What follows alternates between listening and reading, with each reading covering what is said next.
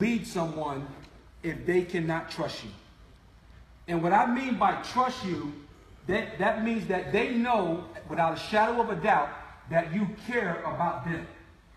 It can't be about you. It has to be a true trust that they can believe the words that come out of your mouth. If a person does not trust you, you cannot lead them. And when I say trust, that don't mean that the leader has to always be right.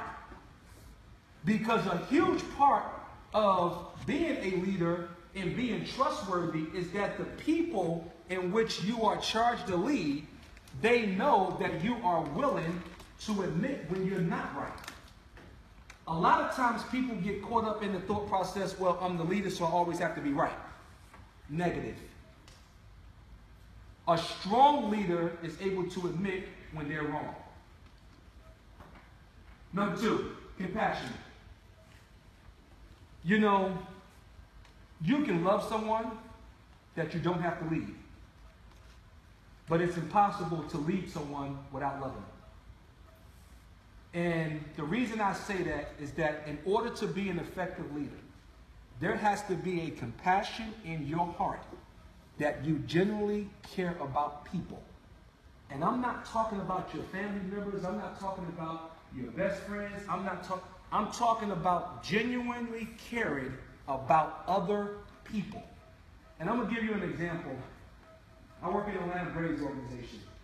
And John Schulholz, who is our chairman, president, just got inducted into the Hall of Fame. And we were at the winter meetings this year, and John Schulholz literally was in tears.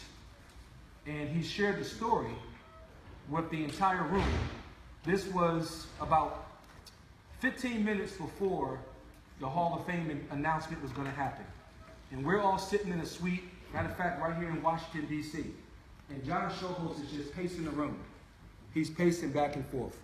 I mean, obviously, if you're in baseball and you are a player, an executive, being inducted into the Hall of Fame is probably, the end of the world. You work your whole life. You start to think back, why did I get into this game? You start to think about all the people that impact you.